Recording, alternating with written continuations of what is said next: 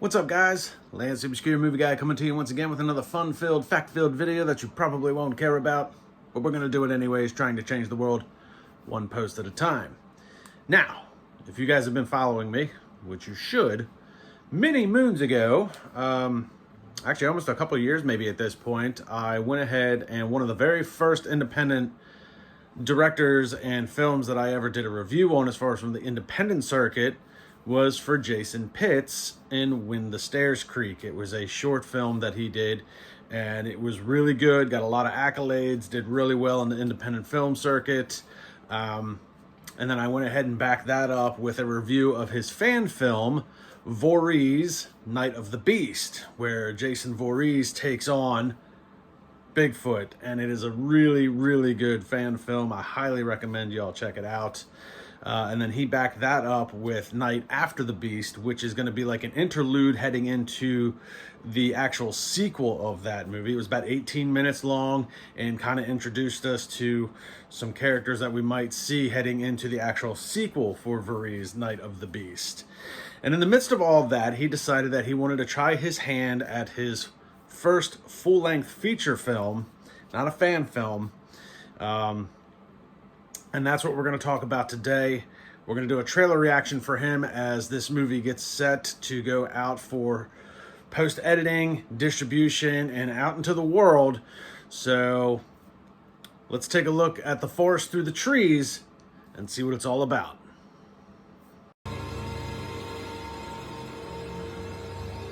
Good old Lucid Lake Pictures.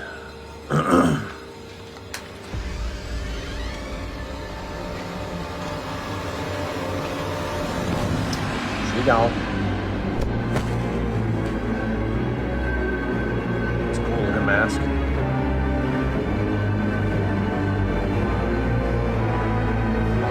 That's a good shot. And there's James. What's happening to her? Excruciating. He's a creepy pain. bastard. Pardon me. Hate to interrupt. What do you want? It's time to prepare yourself. Tonight at midnight, we begin. Looks like he's had a rough night. That's right. Ooh, you're a smart one. That's why we had to wait and watch you. That's for a great so shot. long. That is What are you gonna do to me? that is so done on Small. purpose. That is great. Ritual. The ritual has 3 phases. First phase is simple God, enough. that's good. Blood sacrifice. The second phase, well, now, that is a little more complicated. The vessel, that's you. Never Oh, fun. my girl. What's the third phase? Demon in some eyes, he will build a beautiful utopia on Earth. James looked pretty good. Does that sound like something a demon would do? You really are insane. We'll see. My man It's Jason. almost midnight. Feature-length I debut. must prepare our special guest. Scott Dawson, James Stokes. Those guys are going to be super highlights.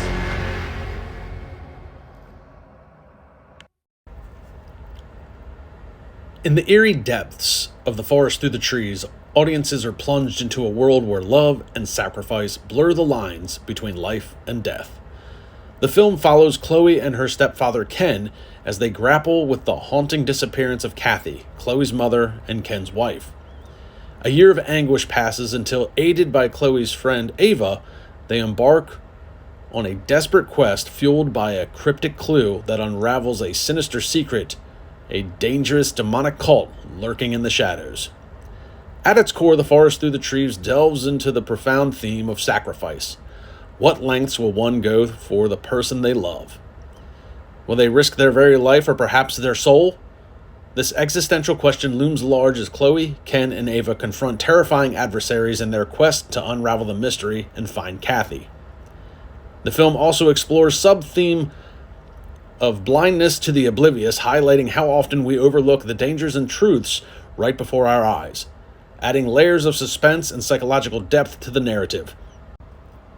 Unlike typical horror fare focused solely on gore and monsters, The Forest Through the Trees is a character-driven journey reminiscent of classics like The Omen and Hereditary, infused with the tense survival elements of Rambo. A narrative that will resonate with audiences as they delve into the darkness through themes of sacrifice, survival, and the unseen horrors lurking beneath the surface. So there you have it, a look at the trailer. Really good write-up from the Indie Horror Junkie people, the magazine, which you know I've dealt with if you guys have been following me. So good to see that I got a couple of worlds colliding here, dealing with Jason and Indie Horror Junkie as of recently. Good to see that he's getting some recognition in that magazine. And I got to say, this looks really good. Again, this is his first feature-length film. He's done a lot of shorts in the past. Like I said, he did the fan film, but this is his first attempt at a feature length. And the beauty of Jason is that he was really trying to go about this in a major way. He knew it was going to be a huge task to try and accomplish, and he didn't do this through any type of Indiegogo campaign. He legitimately went out and looked for investors and backers that wanted to be a part in this film, and he found enough people that were willing to be a part of this because of the script that he had written. So, it's got a very well written script. I'm sure he's done amazing in everything that he does. He's been able to get looks like some solid people as far as casting. Scott Doss, who plays the creepy looking that guy, and that is a great shot. That is amazing. Jason is really good. But Scott Doss, creepy as hell. And then you got James Stokes, who James Stokes has a history with Jason Pitts. As it is, James Stokes was actually Jason in Voorhees Night of the Beast. They're very good friends in real life. And I know Jason had said at one point that, he really felt like this is going to be something that elevates James's career. James has made a career out of doing like small independent films, fan films, stuff like that. Really solid actor, but Jason kind of felt like this was going to be one that might push him into that next level, get him a little bit more recognition, maybe a little bit more, namesake. And I got to kind of agree with him. Looking at what I've seen in the trailer, James's commitment, not only to his craft, but to his friend Jason, I think is going to come across very well in this film. And he looks the part. He looks... he's a little bit older. He got some salt and pepper hair going on, but he's still kind of jacked. And I'm looking forward to seeing how he, roughs up some people in this kind of, action sequence type settings that they got going on in this film. He was really good in doing a lot of that stuff as Jason in Night of the Beast. So I do hope that this does elevate James's career to that next level. I really think, like I said, with his commitment to his craft and to his friend Jason, I think this is a good partnership for them. And I think hand in hand, this film's going to help both of their careers take that next step moving forward. Jason is a really, really, really smart guy, and he's, even in The Stairs Creek, it was a short film. One of the first things I noticed just watching it, within the first couple minutes, was the cinematography. He's very good at making very good shots. Again, like this is done on purpose. Absolutely. That is not by chance. That is to make this guy look like the devil. I don't know that he is the devil. I don't know if he's a demon, but that is to make him look as demonic as possible in a practical setting. And that is done on purpose. That is a great shot. I'm sure that is going to be one of the key scenes from this movie that people are going to take away from this. And Scott Doss is coming across as this real creepy bastard. I mean, just the way he looks, his voice, his intensity. I've seen some of the other screenshots, the stills. I've seen some, snippets here and there on their Facebook. And he's coming across as a very intense character and a very intense actor. And I think this is really going to pay off big time. And like I said, Jason, you know, I deal with a lot of really cool people